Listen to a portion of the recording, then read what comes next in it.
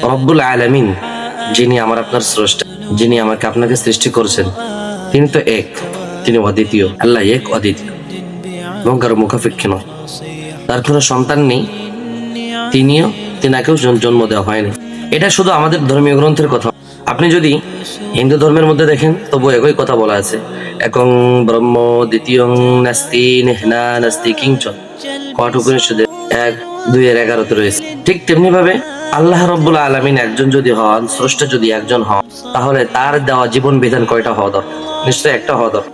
আসসালামু আলাইকুম ওয়া রাহমাতুল্লাহি ওয়া বারাকাতুহু। নাহমাদুহু ওয়া নুসাল্লি আলা রাসূলিল কারীম, আম্মা বা'দ। আউযু বিল্লাহি মিনাশ শাইতানির রাজীম। বিসমিল্লাহির রাহমানির রাহিম। ইন্নাদ দীনা ইনদাল্লাহিল ইসলাম, আও কামা ক্বালা আলাইহিস সালাতু ওয়াসসালাম। আলহামদুলিল্লাহ, ধর্মতত্ত্ব পেজে আপনাদেরকে স্বাগত। আমরা যে ধর্মতত্ত্ব পেজটি পরিচালনা করতেছি, আমাদের একটা উদ্দেশ্য আছে।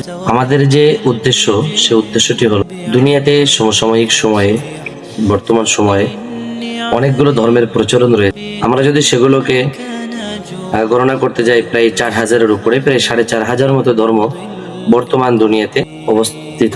তো এখন দুনিয়াতে এত ধর্ম থাকার পরেও আসলে সব তো সত্য হতে পারে না। সত্য ধর্ম কোনটি, এটা আমাদেরকে যাচাই করা দরকার। আমাদের উদ্দেশ্য হলো সত্য ধর্ম কোনটি, সেগুলোকে ধর্মগ্রন্থের আলোকে উপস্থাপনা করা, দলিলাদিল্লা সহকারে ধর্মগ্রন্থের আলো সত্য কোনটা মিথ্যা কোনটা সেগুলোকে স্পষ্ট করে দেওয়া উম্মাহের মাঝে। এবং বর্তমান পৃথিবীতে প্রায় জনসংখ্যার দিক দিয়ে খ্রিস্ট ধর্ম জনসংখ্যার দিক দিয়ে এগিয়ে আছেন। তারপরে রয়েছেন ইসলাম ধর্ম, এরপরে রয়েছেন অন্যান্য হিন্দু ধর্ম বা অন্যান্য ধর্মগুলো রয়েছেন। এর মধ্য থেকে যে যে ধর্মের অনুসারী, সে সেই ধর্মটাকেই ভালো মনে করে। আসলে রব্বুল আলামিন, যিনি আমার আপনার স্রষ্টা, যিনি আমাকে আপনাকে সৃষ্টি করেছেন, তিনি তো এক, তিনি অদ্বিতীয়। কুল হু আল্লাহু আহাদ, আল্লাহুস সামাদ, লাম ইয়ালিদ ওয়া লাম ইউলাদ ওয়া লাম ইয়াকুল লাহু কুফুয়ান আহাদ। আল্লাহ এক, অদ্বিতীয় এবং কারো মুখাপেক্ষী নয়। তার কোনো সন্তান নেই, তিনাকেও জন্ম দেওয়া হয়নি। এটা শুধু আমাদের ধর্মীয় গ্রন্থের কথা।